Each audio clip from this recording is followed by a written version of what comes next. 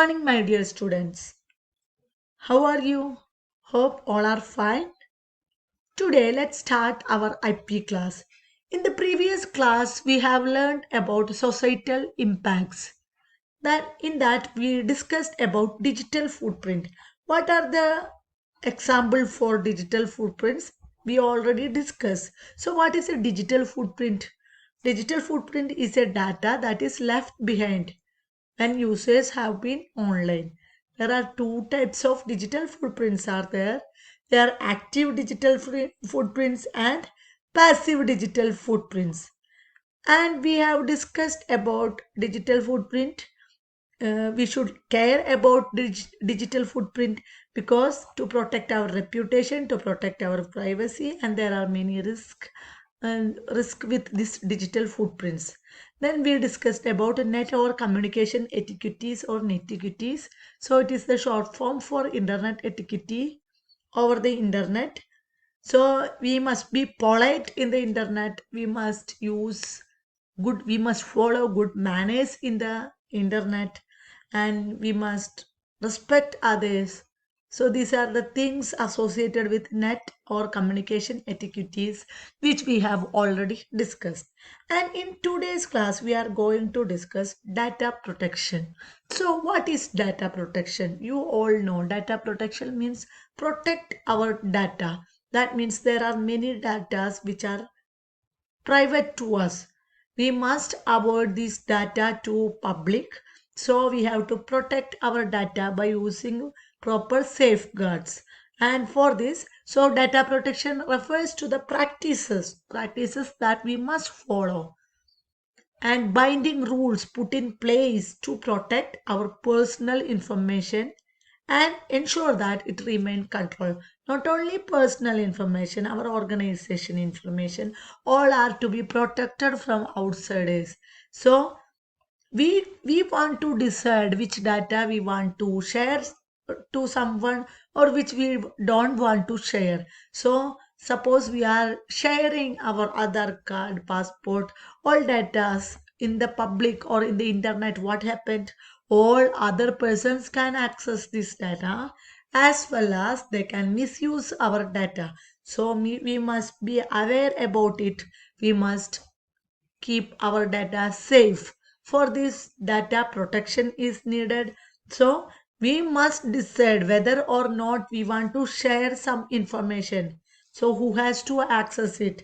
If we are sharing some photos in Facebook or in any application, we must be aware about it. Who can access that? How long can access it? So, this type of data. So, we must protect our data. So, this is data protection. If suppose our data is not protected, what happened? You all know, suffer from security breach or attacks. So unauthorized users can access our data. They can misuse our data. They can use our data for some criminal purpose. So and they can attack. They can hack our credit card or debit card details. They can steal our money. There are many consequences are there. You all are hearing in papers and news readings. You can be find that every day we are hearing such things like stolen some credit card information, stolen some money from the bank, like that. So what are the consequences? First consequence is suffer from security breach or attack. Then physical data loss. Physical data loss means our data will be lost, hit with a virus. Sometimes unwanted file or virus will be in our computer. Then targeted by hackers, unauthorized users outside, terrorists, they are all are accessing our data if our data are not secret. Then suffer from DDoS. DDoS means distributed denial of service. So our service will not be available. Suppose they hacked our data like password and username of internet banking. What happened? They can modify our details and they can access, but we cannot access. Loss of money, like they can access our debit card details and they can steal our money. Then intellectual property at risk, damage, downtime, our time will be wasted. So next topic is how can we protect our personal data online? How can we protect? Through encrypt our data. Encryption means, what do we mean by encryption? Do you know? We already hearing the term encryption in many web applications. Encryption means our data which we are passing are converted to another form. So using some security keys or by using a dual security mechanism, like that we can convert, not we, our device will convert the data into a secure format. This is known as encryption. So if another user got our information, he cannot modify it, he cannot reuse it. Then next is keep passwords private. That means our bank account details, our internet account details all must be private. Otherwise hackers can access it and they can use its own purpose. Then don't overshare on social networking sites or don't overshare any details like that. Suppose if we got some Aadhaar card, if we got our Aadhaar card, we published in a social networking site. What happened? Anyone can see it, anyone can use it, anyone can create a new SIM or anyone can access a new SIM by using our Aadhaar card. Use security software. So there are many types of attacks which are affecting security of our computer and data. So particular security softwares are needed. Avoid phishing email. Phishing emails means another site's email. To avoid this email, if suppose in that email somebody is installed any virus, that virus will affect our computer and that virus can access our data, worms like that. Be wise about Wi-Fi. Be alert to impersonate, safely dispose of personal information. These all are the things used to protect our data, or we must be aware about protection. Then first they told intellectual property. We must keep our intellectual property. That means what is next topic is in this data protection. First topic is intellectual property. What is intellectual property? Do you know? Suppose I created some workbook or some notes.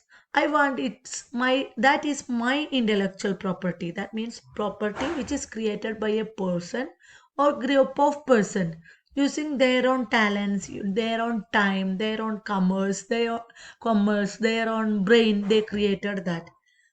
So it will not be available in the public domain. So intellectual property is the personal property. If we created a notes, a textbook, we don't, if we don't want to share to public, then we can keep that property, which is known as intellectual property. Intellectual properties are used by them. That means the person who created or group of people who created. Sometimes it will be for the commercial purpose, like that we are finding some logos in some football players jersey. So that is that logo is the intellectual property of that company. So like copyright. So sometimes some logos will be there or sometimes some designs will be there, like in our cricket team jersey we can see by Juice app, like that there will be some that are intellectual properties. So by using some design or some logic or some logo or some artistic work or trademark or some words like in football, like if suppose by Mutut then there will be a symbol, or by Juice app then there will be a symbol. So that is intellectual property. By using symbol or logo or trademark or some characters or some alphabets, we can use that intellectual properties. We can refer that intellectual property. So it is known as patent, copyright, trademark, etc.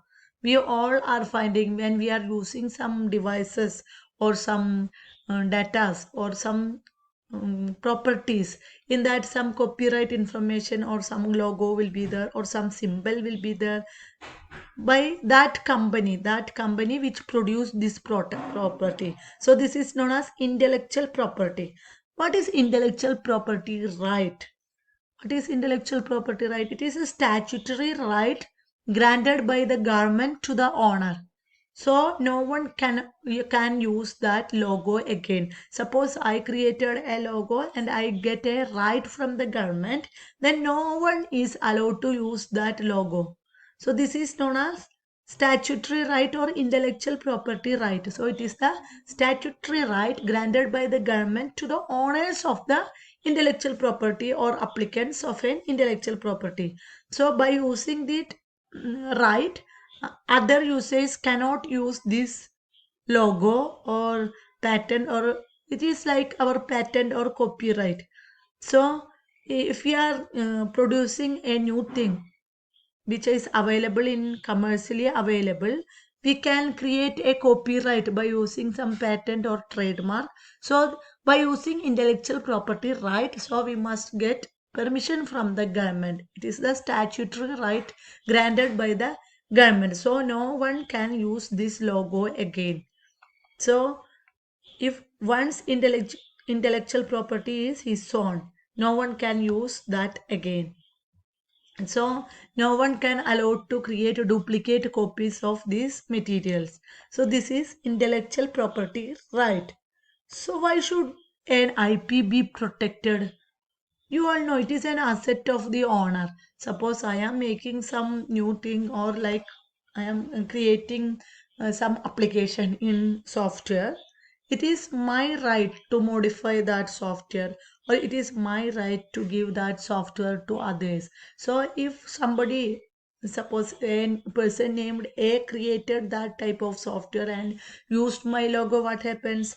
My brain, my time, my efforts, my commercial benefits all will be lost. So IP is an asset and can be exploited by its owner.